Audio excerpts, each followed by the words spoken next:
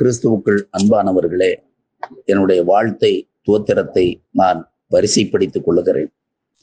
ஒரு காரியத்தை நான் பதிவிடுகிறேன் இந்த குரல் பதிவு மூலமாக. அது என்ன என்றால், நம்முடைய வாழ்க்கைக்கு மூல காரணமாக இருக்கின்ற கிறிஸ்து, அவரை நான் நம்புகிறோம். அவரை நம்பாவிட்டால் ஒரு கிறிஸ்தவன் என்பதற்கு அடிப்படை வாழ்க்கை நாம் இழந்து விடுகின்றவர்களாக இருக்கிறோம். இழக்கப்படுவதை மீட்டெடுக்க அவர் வந்தார் என்பது ஒரு மெய்ப்பொருள். அந்த மெய்ப்பொருளில் இன்றைக்கு எதை இழந்தோம், எதை இழக்காமல் இருக்கிறோம், அல்லது எதை பிறரிடமிருந்து கைவசப்படுத்தி கொண்டோம் என்ற கேள்விகள் எல்லாம் நம்முடைய வாழ்க்கையிலே வந்து கொண்டுதான் இருக்கிறது. இதைவிட வெந்து போன வாழ்க்கையின் காலகட்டங்களை சிலர் குறிப்பிலே எழுதி வைத்திருப்பார்கள். ஆனால் இயேசுவனுடைய குறிப்பு எங்கும் அவ்வாறு இயேசு உடனடியாக அந்த செய்தியை பதிவிட்டார் என்றெல்லாம் அங்கே சொல்லுவதற்கு வாய்ப்பில்லை. யாரும் அந்த காலத்தில் டைரி எழுதுகிற பழக்கம் இல்லை. ஆனால் தொடர்ச்சியாக அவருடைய பயணம் போய் கொண்டிருக்கிறது. நேற்றைக்கு என்ன செய்தார், நாளைக்கு என்ன செய்ய வேண்டும், நாளை மறுநாள் என்ன செய்ய வேண்டும் என்பதை வரிசைப்படுத்துகின்ற ஒரு நினைவாற்றல் கொண்டவராக இருக்கிறார். பல இடங்களில் அவர் சொல்லுகிறார், சில உண்மைகளை நான் சொல்லுகின்ற பொழுது அதை அசட்டையாக நீங்கள் எடுத்துக்கொள்கிறீர்கள், மனதில் நீங்கள் பதிய வைத்துக் கொள்வதில்லை. ஆகவேதான் உவமைகளின் மூலமாக நான் உங்களுக்கு சொல்லுகிறேன் என்று சொல்லுகிறார். ஆகவே இயேசு பிரான் வாழ்ந்த காலத்தில் உவமைகள் மூலமாக சொல்ல வேண்டும், பேசலாம் என்பதையெல்லாம் அவர் கற்றுக் கொடுக்கிறார். ஆகவே ஒரு பேச்சாளனுக்குரிய தகுதி அங்கிருந்து நாம் எடுக்க வேண்டிய நிலையை நாம் காண முடிகிறது. ஆகவே சில உதாரணங்கள் அந்த நாம் கொடுத்து பேசினால் அது பதிவாக வாய்ப்பு இருக்கிறது. ஆகவே மனித வாழ்க்கையிலே சில பல உதாரணங்களை அவர் சொல்லி மேற்கோடிட்டு காட்டுகிறார். நம்முடைய வாழ்க்கையிலே நாம் எதை ஒரு உதாரணமாக வைத்திருக்கிறோம், அல்லது உதாரணமாகவே நாம் வாழ்ந்து கொண்டிருக்கிறோமா என்பது ஒரு கேள்வி. என்ன உதாரணம்? இரண்டு வகை உதாரணம். ஒன்று நல்ல உதாரணம், இன்னொன்னு கெட்ட வகையான உதாரணம். இயேசு எப்பவுமே அப்பாலே போய் என்று கெட்டவர்களை சொல்லி இருக்கிறாரே ஒழிய வேறு விதமாக நல்ல உதாரணங்களை வரவழைத்திருக்கிறார். உதாரண புருஷர்களை அவர் காண்பித்திருக்கிறார். அப்படிப்பட்ட சூழ்நிலை பாருங்கள்.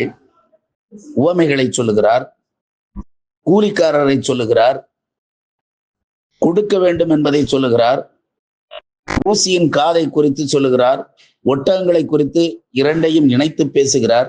ஆகவே நல்ல உதாரணங்களை அவர் சொன்னவராக இருக்கிறார். என்றைக்குமே உதாரணம் கொடுக்க வேண்டும், உதாரண புருஷனாகவும் வாழ வேண்டும். அத்தகைய வாழ்க்கை இந்த 40 நாள் உபவாச காலத்தில் இயேசுபிரான் வாழ்ந்து ஒரு சரித்திரமாக அமைந்திருக்கிறார்.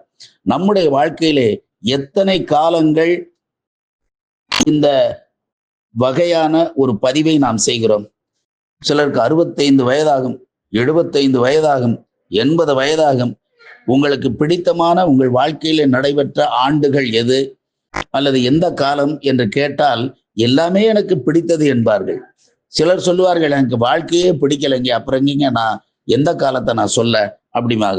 ஒரு பிடிப்புள்ள வார்த்தை, பிடிப்பற்ற வார்த்தை, இந்த கருத்துக்களை பதிவிடுகிற 2 வித குணாதிசயம் உள்ள மனிதர்களை நாம் காண முடிகிறது. ஆனால் எல்லா விதங்களிலும் மக்களுக்காக வாழ்ந்த ஒரு பிடிப்புள்ள மனிதனாக இயேசு இருக்கிறார்.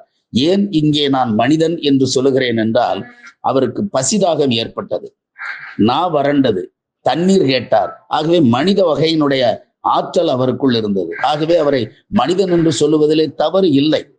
அவர் வாழ்ந்த விதங்களில்தான் அவர் இறைவனானார். ஆனால் எல்லாவற்றையும் துறந்து அவர் பிறக்கிறார். அரச கோலத்தை அவர் துறக்கிறார். ஆளுகை தன்மையை அவர் விட்டுவிட்டார். அரியாசனத்தை அவர் தொடவில்லை, வேண்டாம் என்றார். மக்களோடு சரியாசனம் வைத்துக் கொண்டவராக இருந்தார். அப்படிப்பட்ட சூழ்நிலை இந்த உபவாசம் என்று சொல்லக்கூடிய இந்த காலங்களில் நமக்கு நினைவுக்கு வருகிறது அல்லவா? இந்த உபவாச காலத்தை பெரிய வெள்ளி என்று சொல்லுவார்கள், பெரிய வியாழன் என்று சொல்லுவார்கள். அதற்கு காரணம் என்னவென்றால், ஒரு பெரிய பெரிய விஷயங்கள் இயேசுவினுடைய வாழ்க்கையில் நடந்த ஒரு நிகழ்வு. ஆகவே உலக வரலாற்று பதிவாக அது அமைந்திருக்கிறது. அந்த பதிவைத்தான் இன்றைக்கு நாம் தொடர்ந்து 2025 ஆண்டுகளாக பேசிக் கொண்டிருக்கிறோம். ஒரு மனிதனை குறித்து 2022 ஆண்டுகள் பேசுவதற்கு உதாரணமாக அவர் இருந்து கொண்டிருக்கிறார் என்றால், இன்னமும் எத்தனை ஆண்டுகள் அவரை குறித்து பேச போகிறோமோ? சற்று யோசித்து பாருங்கள். என்னை குறித்து எத்தனை ஆண்டுகள் பேசுவார்கள் என்னை சார்ந்தவர்கள்? என் தந்தையை குறித்து எத்தனை ஆண்டுகள் என் குடும்பத்திலே பேசுவார்கள்? என் தாத்தா பாட்டியை குறித்து எத்தனை ஆண்டுகள் பேசுவார்கள்? இப்பொழுது பேசுவதே இல்லை. ஆனால் இயேசுபிரான் ஒருவரைத்தான் இத்தனை ஆண்டு காலமாக நாம் பேசிக் கொண்டிருக்கிறோம். நூலகங்களுக்கு சென்றால் அவர் சொன்ன உவமைகளில், வாழ்ந்த தரங்களில் அவரை குறித்த ஆய்வேடுகள் எத்தனை வரிசைப்படுத்தப்பட்டுள்ளது என்ற அலமாரியை நீங்கள் பார்த்தால் அதிலிருந்து நாம் தெரிந்து கொள்ள முடிகிறது. அன்பானவர்களே, இந்த 40 நாள் நமக்கு ஒரு புனிதமான நாள். மற்ற நாளெல்லாம் புனிதமா என்று கேட்டால், புனிதமாக முயற்சிக்கின்ற காலம்தான் இந்த காலம். எப்பொழுதும் மனிதர்கள் புனிதர்களாக முடியாது. காரணம் என்னவென்றால், சிலருக்கு மட்டும்தான் அந்த யோகிய அம்சம் இருக்கிறது. சில பாருங்கள், கேத்தலிக் பகுதியிலே சில புனிதர் பட்டம் கொடுப்பார்கள். அவருடைய வாழ்ந்த வாழ்க்கையை மக்கள் சான்று பகருகின்ற காரணத்தினாலே அவர்களுக்கு புனித பட்டத்தை கொடுக்கிறார்கள். இன்றைக்கு எத்தனை பேர் புனிதர்களாக இருக்கிறோம்? இல்லை. பிறருக்கு அந்நியத்தன்மை விளைவிக்கும்படியான வாழ்க்கையை வாழ்ந்தால் அந்த புனிதம் என்ற சொல்லுக்கு அவருக்கும் சம்பந்தம் இல்லாமல் போய்விடுகிறது. ஆனால் எல்லாவற்றிலும் எல்லா வார்த்தைக்கும் சம்மதமானவர் ஆண்டவராகிய இயேசுபிரான். ஆகவேதான் இந்த 40 நாள் உபவாசத்தை அவர் உபவாசம் எடுத்தாரோ என்னவோ, நாம் உபவாசம் எடுக்க வேண்டும். எப்படி உபவாசம் எடுக்க வேண்டும் என்றால், அவர் கல்லை அப்பமாக சாப்பிடு என்று சொல்லி சாப்பாட்டு ருசியை சாத்தான் காட்டிய போது அப்பாலை போ சாத்தானே என்று விரட்டினார். நமக்கு தீமைகளை இச்சை காட்டி ஆசை காட்டி இழுக்கின்ற பொழுது அந்த தீமைகளுக்கு நாம் போகக்கூடாது. என்றைக்குமே நல்லவை விட தீமைகள் தான் கவர்ச்சியாக இருக்கும். அந்த கவர்ச்சிக்கு நாம் ஆளாகி விடக்கூடாது. அவனை கொன்றால் அவனுடைய தங்கம் நகையை பறிக்கலாம் என்று ஒருவர் சொல்லுகிறார் என்றால், அதற்கு ஆசைப்பட்டால் நம்முடைய உபவாசம் போய்விட்டது என்று அர்த்தம். வாழ்க்கை உண்ணுவதை விட வாழ்க்கையிலே சில கொள்கைகளை நாம் வைத்துக் கொண்டால் அதுவே நம்முடைய உபவாசமாக இருக்கிறது. ஆகவே அதை சரியானபடி நாம் செய்துவிட்டால் இந்த உபவாச காலம் நம்முடைய வாழ்க்கைக்கு ஒரு நெற்றி பொட்டு போல அழகை உண்டாக்கக்கூடியதாக அமைந்திருக்கும். வாழ்த்துக்கள். அதை கடைபிடிப்போம். நன்றி. உங்கள் கவிஞர் அருள் திரு ஞான ஆனந்தராஜ்.